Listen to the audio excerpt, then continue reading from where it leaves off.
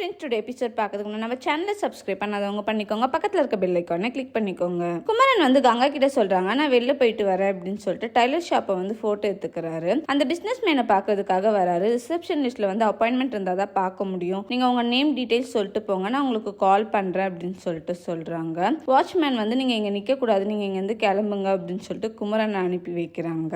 ராகினி வந்து ஒரு ஹோட்டல் வந்திருப்பாங்க. அந்த ஹோட்டலுக்கு நிவின் வராரு. ராகினி வந்து நிவின் கிட்ட உட்காந்து பேசுறாங்க.